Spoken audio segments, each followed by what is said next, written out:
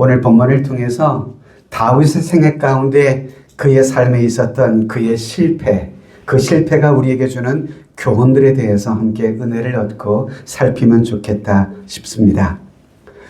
오늘 사무엘상 20장 이하의 말씀을 먼저 이렇게 살피면 사무엘서 20장 그리고 21장을 보면 다윗의 일생에 있어서 참 가장 부담스럽고 가장 피곤했던 순간들이 바로 20장, 21장의 사건들이 아닌가 싶습니다.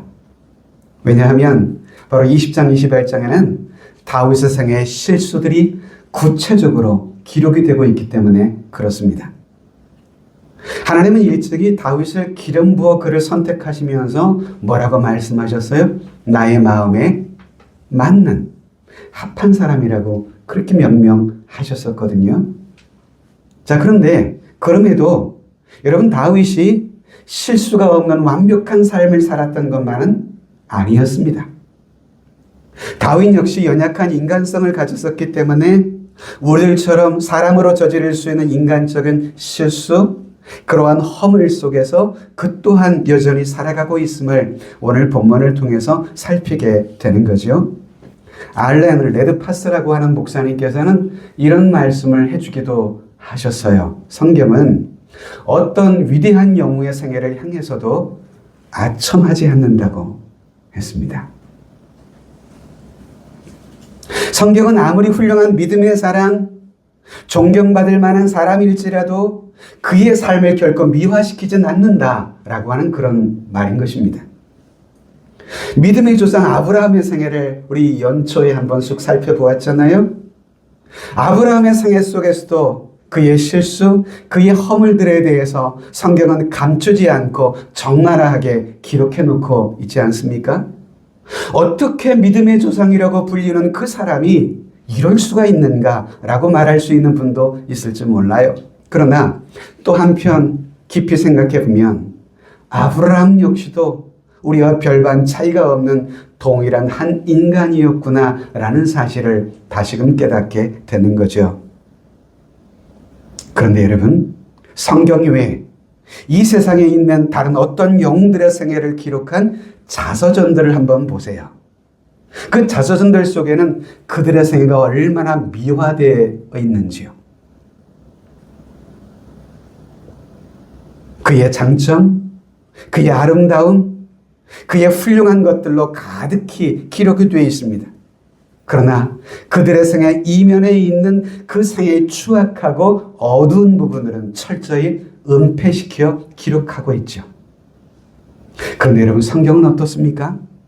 성경은 그 어떤 위대한 사람일지라도 그의 생애 추악하고 무서운 실수들까지도 예외 없이 적나라하게 기록하고 있어요. 공개합니다.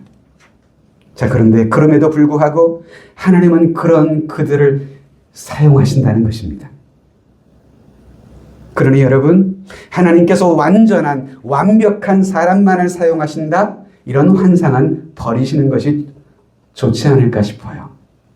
저와 여러분, 목사인 저 역시도 여전히 부족합니다. 실수도 있습니다.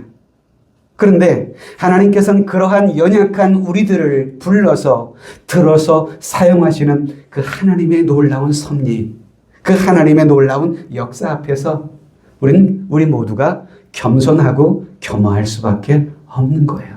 나 같은 연약한 인생을 하나님이 불러 쓰시다니, 이러니 감사할 수밖에 없는 것 아니겠습니까? 오늘 본문은 사무엘상 20장과 21장을 통해서 다윗의 생애 속에 드러난 그의 실수들을 살펴보고 싶은데요. 먼저 20장 1절을 말씀을 보시면 다윗이 라마 나요드에서 도망하여 요나단에게 이르되 내가 무엇을 하였으며 내 죄악이 무엇이며 내 아버지 앞에서 내 죄가 도대체 무엇이기에 그가 내 생명을 찾느냐. 지금 여러분, 다윗은 계속해서 요나단의 아버지 사울에 의해서 추적과 쫓김을 당하고 있는 그런 상황이거든요. 사울은 다윗을 쫓기를 결코 포기하지 않고 끈질기게 추격하며 다윗을 괴롭히고 있는 상황이었어요. 그래서 다윗은 계속해서 도망하며 도피하는 중에 무척이나 피곤해지기 시작했던 것 같습니다. 그래서 라마 나요시라는 곳에서 도망하여서 빠져나와서 친구 요나단을 찾아가지고 그에게 푸념처럼 지금 쏟아 말하고 있는 거예요. 친구야, 도대체 내가 무엇을 하였니? 도대체 내가 지은 죄가 무엇이니? 너의 아버지 앞에서 나의 죄가 도대체 무엇이기에 너의 아버지가 이처럼 내 생명을 찾고 있느냐 이 말이야. 이렇게 말하고 있는 거예요, 지금. 이런 다윗의 푸념은 우리가 충분히 이해할 만하지 않나요? 그가 얼마나 쫓기는데 피곤한지 얼마든 공감할 수가 있을 것 같습니다. 다윗은 지금 죽음을 절박하게 느끼고 있는 상황이었던 것 같습니다. 언제 어떻게 사울의 손에 자신의 목이 날아갈지 모를 절박한 상황이 연속되고 있었거든요. 피곤과 회의감, 불안의 늪속에 빠져있는 한 인간 다윗의 모습을 우리가 보게 되는데요. 20장 3절도 볼까요? 다윗이 또 맹세하여 이르되 내가 네게 은혜 받은 줄을 네 아버지께서 밝히 알고 스스로 이르기를 요나단이 슬퍼할까 두려운즉 그에게 이것을 알리지 아니하리라 함이니라. 그러나 진실로 여호와의 살아계심과 너의 생명을 두고 맹세하는데 나와 죽음의 사이는 한 걸음뿐이라. 이런 표현을 써요, 다윗이. 나와 죽음의 차이는 불과 한 걸음 차이라고. 이 다윗의 말 속에서 다윗이 느끼고 있는 이 죽음의 절박함이 얼마나 여러분 강렬하게 느끼고 있는지를 살피게 돼요. 그만큼 다윗은 사울에 의해 목숨이 위태로움을 느꼈던 상황이었어요. 나와 죽음의 사이는 고작 한 걸음뿐이라고. 자, 그러면 다윗의 실수 첫 번째, 그의 거짓말을 먼저 보려고 해요. 첫 번째 거짓말. 사무엘상 20장 5절 이하에 보면 다윗이 자신의 친구 요나단에게 자신의 생명을 보존하기 위해서 한 가지 요구를 하게 되는데요. 이 요구가 문제예요. 20장 5절로 이하를 같이 한번 읽어보실까요? 시작. 다윗이 요나단에게 이르되 내일은 초하루인즉 내가 마땅히 왕을 모시고 앉아 식사를 하여야 할 것이나 나를 보내어 셋째 날 저녁까지 둘에 숨게 하고 내 아버지께서 만일 나에 대하여 자세히 묻거든 그때 너는 말하기를 다윗이 자기 성읍 베들레헴으로 급히 가기를 간청하였사오니 이는 온 가족을 위하여 거기서 매년 제를 드릴 때에 됨이니야 하더라. 뭔 얘기예요? 다윗이 요나단에게 만일 너의 부친이 내가 어디 있느냐라고 물으면 소위 거짓말을 좀 해달라고 하는 요청인 거예요.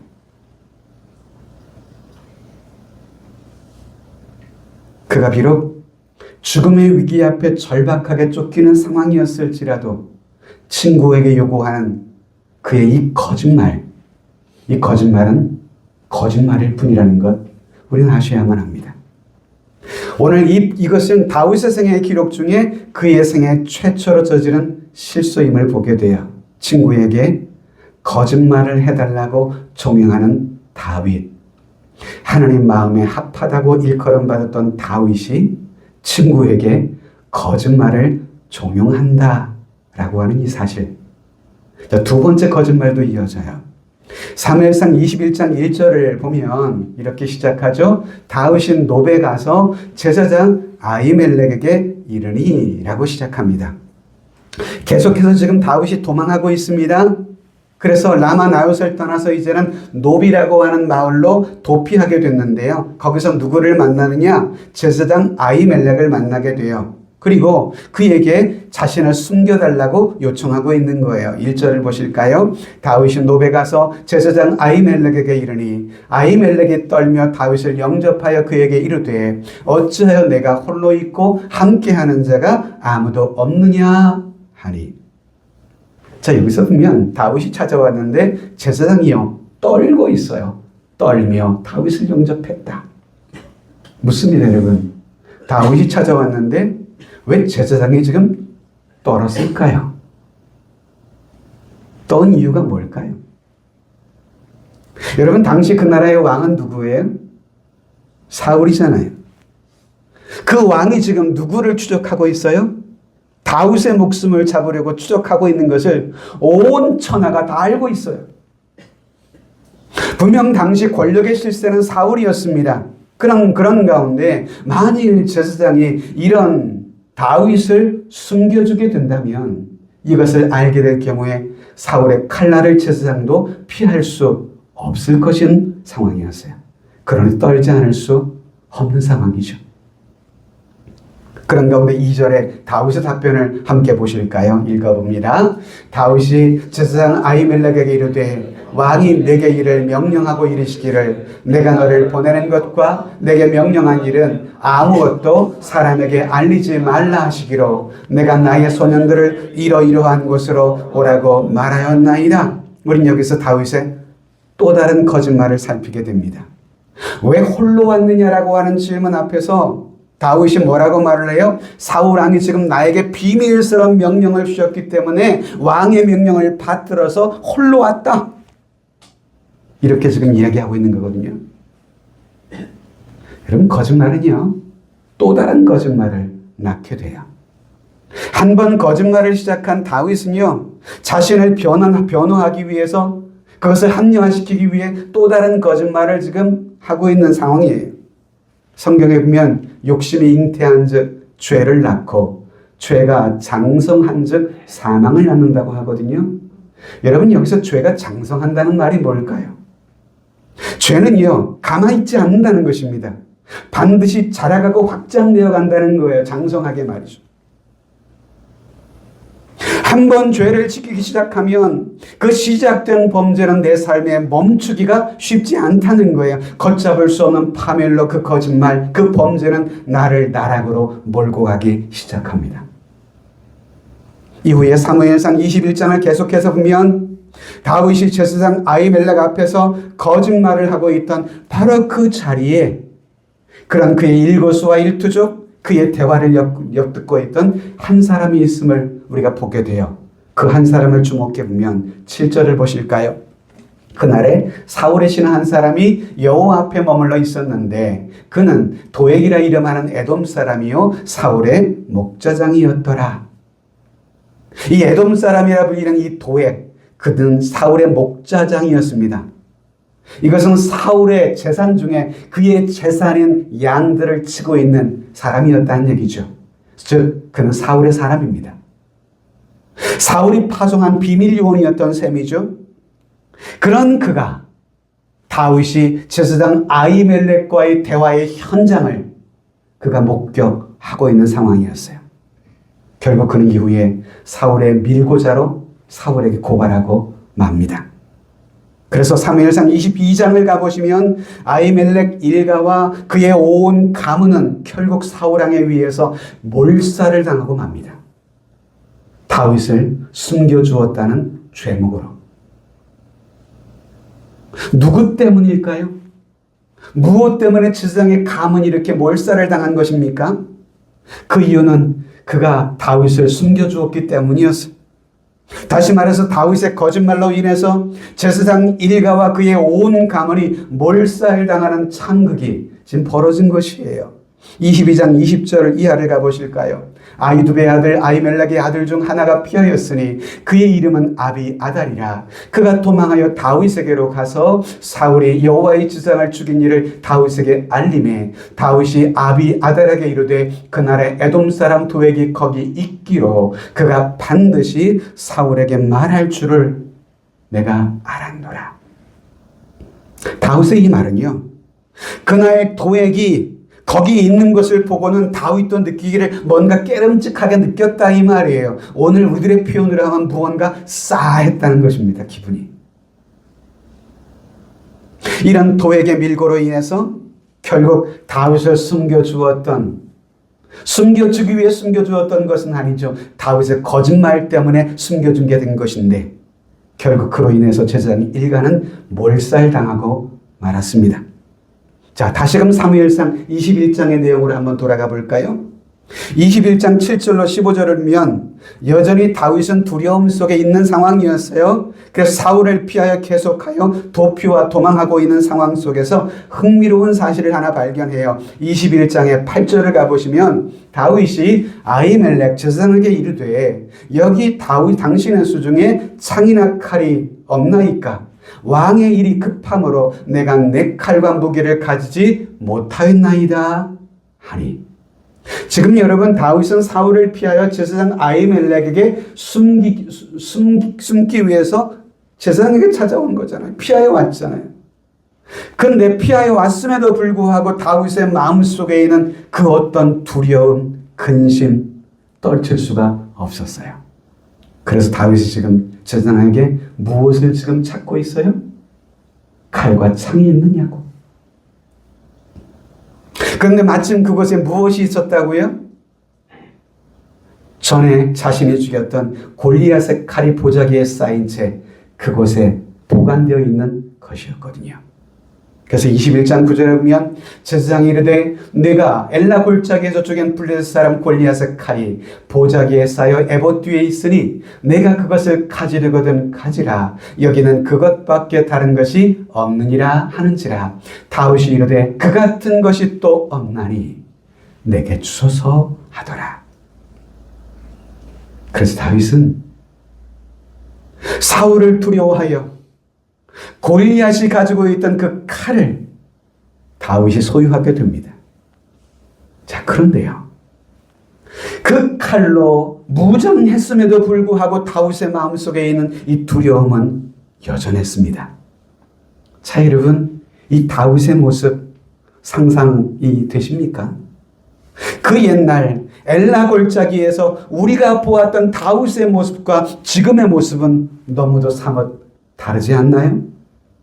일찍의 엘라 골짜기에서 다윗이 골리앗과 싸울 때 다윗이 무장한 것은 무엇이었나요? 다윗의 무장은 고작 물맷돌 5개가 전부였잖아요. 갑옷도 있지 않았어요.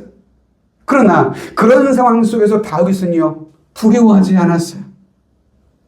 하나님과의 올바른 관계를 맺고 하나님의 거룩한 영에 붙잡혀 있던 소년 다윗, 그렇게 대적 골리앗을 향해서 전진할 때 그때 다윗의 모습을 이렇게 성경은 기록하고 있잖아요. 사무엘상 17장 45절에 보면 같이 읽어보죠. 다윗이 블레셋 사람에게 이르되 너는 칼과 창과 단창으로 내게 나아오거니와 나는 만군의 여호와의 이름 곧 내가 모욕하는 이스라엘 군대의 하나님의 이름으로 내게 나아가노라. 할렐루야.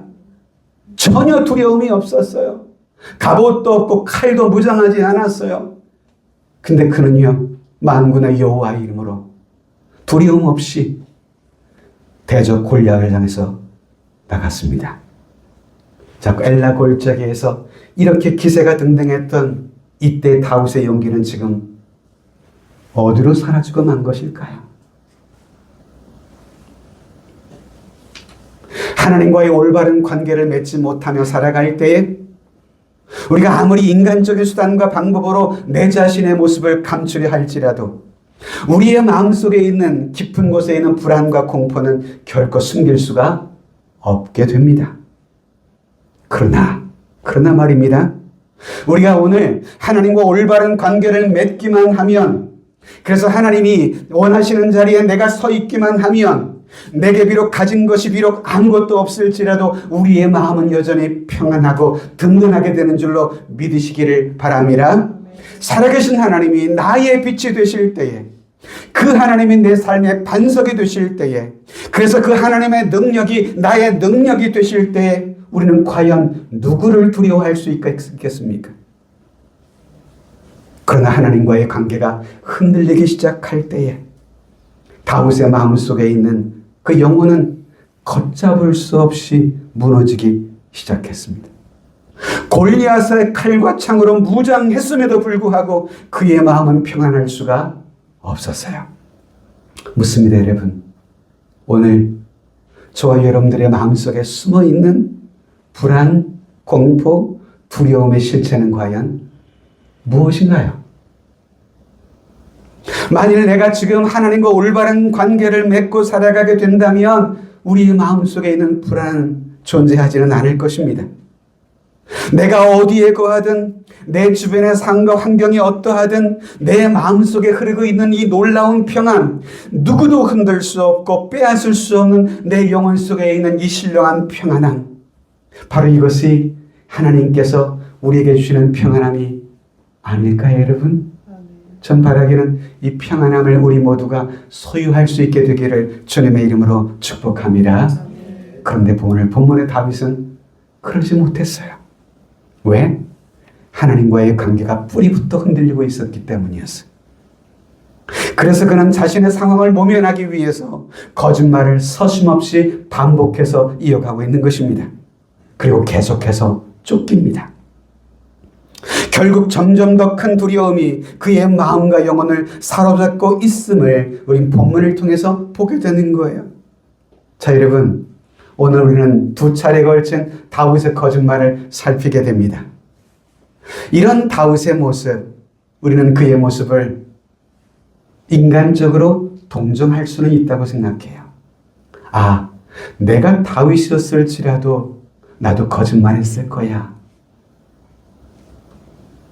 하지만 여러분, 거짓말을 있을 수 있는 거짓말이라면서 합리화시키거나 정당화시키지는 않으셨으면 합니다. 왜요? 거짓말은 거짓말이거든요. 우리도 이처럼 죄를 지을 수밖에 없는 환경에 처하게 될 때에 세 가지 원칙을 한번 그리스도인의 삶에 기억했으면 좋겠어요. 그 첫 번째는 뭐냐 하면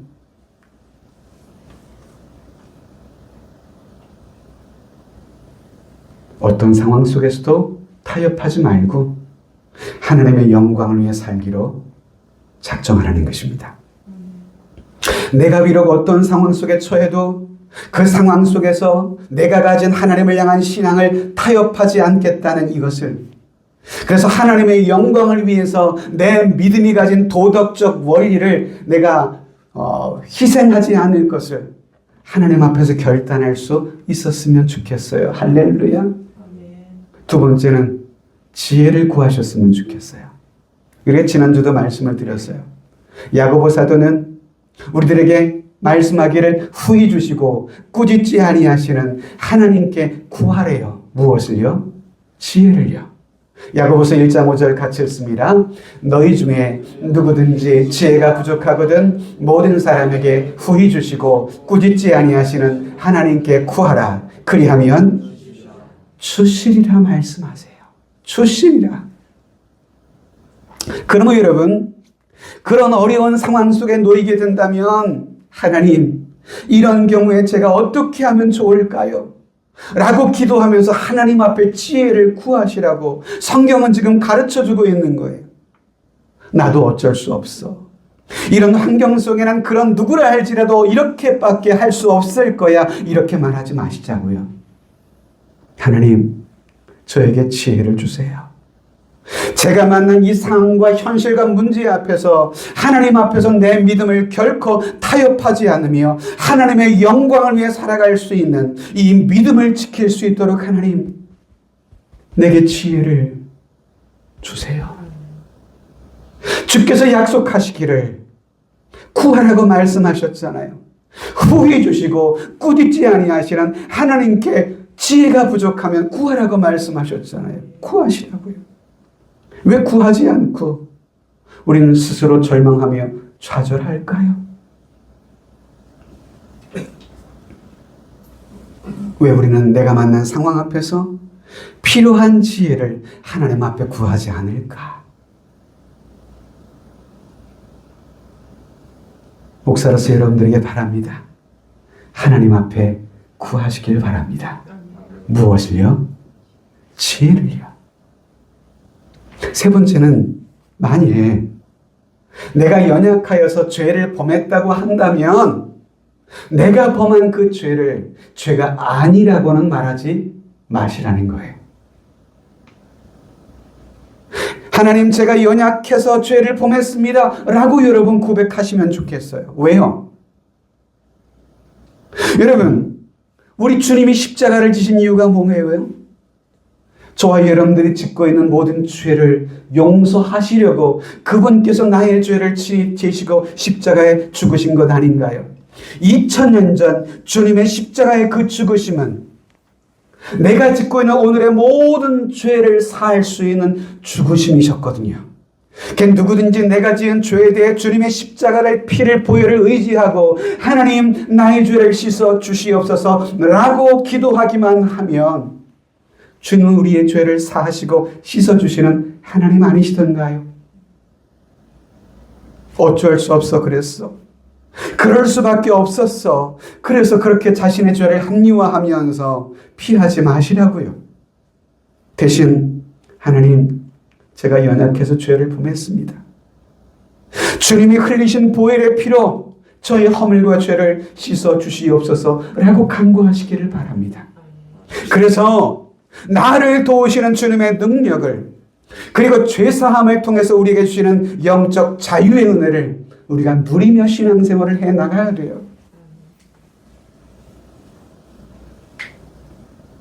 자, 여러분, 다윗의 이러한 적당한 타협, 이 타협은 엄청난 대가를 지불했어야만 했습니다. 그렇게 해서라도 자기 문제를 해결했으면 몰라 자기의 문제는 여전히 해결이 오리무중입니다. 문제도 해결하지 못한 채 결국 다윗은 남에게 엄청난 피해와 고통을 입히고 자신은 더 궁지에 빠지며 무너지고 있었던 셈입니다. 그래서 사무엘상 21장 10절 이하를 보면 다윗이 사울을 피하여 두려워하여 도망을 치는데요. 다윗이 누구에게로 도망을 치는가 유심히 보시기 바랍니다. 그는 가드 왕이었던 아기스 왕에게로 도망을 치거든요. 21장 10절 11절을 같이 한번 읽어볼까요? 시작.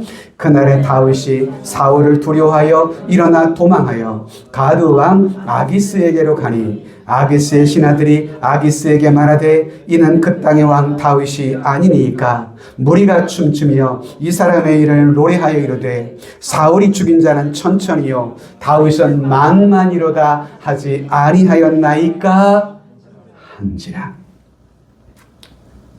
다윗이 하나님과의 관계가 이렇게 잘못되자 자신을 알아보는 모든 사람들이 다윗의 입장에서는 다 의심되기 시작하는 거예요.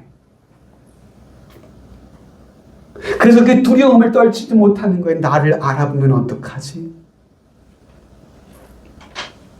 그래서요, 심지어 다윗은 무슨 짓까지 하시는 줄 아시나요? 21장 13절을 보시면 이런 일까지 다윗은 행합니다. 가드에 가서 13절 볼까요? 그들 앞에서 13절을 보면 여러분 이런 말씀이 있습니다. 그들 앞에서 그의 행동을 변하여 미친 채 하고 대문짝에 그적거리며 침을 수염에 흘리며 라고 기록하고 있어요. 자신을 알아보는 가드의 사람들 앞에, 신하들 앞에서 자신의 행동을 바꾸어 미친 채 했다는 거예요.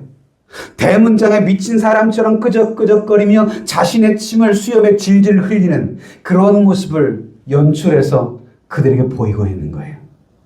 왜 이렇게 할까요? 자신을 알아보고 두려워하여 자신을 쫓아낼까 봐.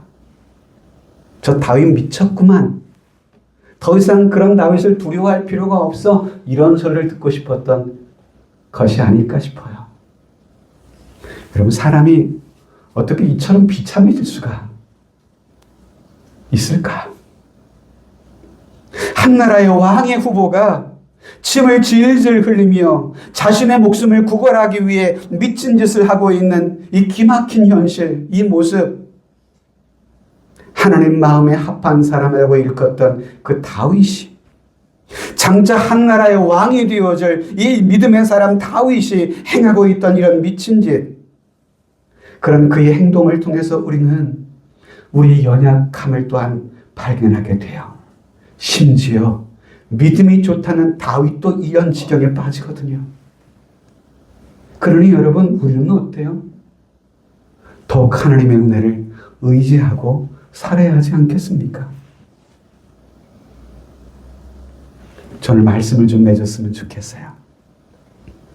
다윗의 생애 속에서 무너지는 그의 실패, 그 실패가 오늘 이 말씀을 듣는 저와 여러분들에게 주는 오늘 교훈은 뭘까? 전 두 가지로 한번 정리해 봐요. 그것은 첫째는요, 우리의 삶에 하나님과 동행하며 사는 삶이 필요하다는 거예요.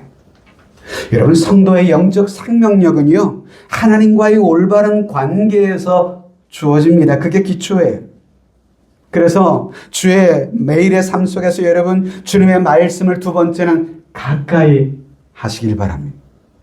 그리고 주님 앞에 나와 내가 가진 그 삶의 도움을 구하실 수 있게 바랍니다.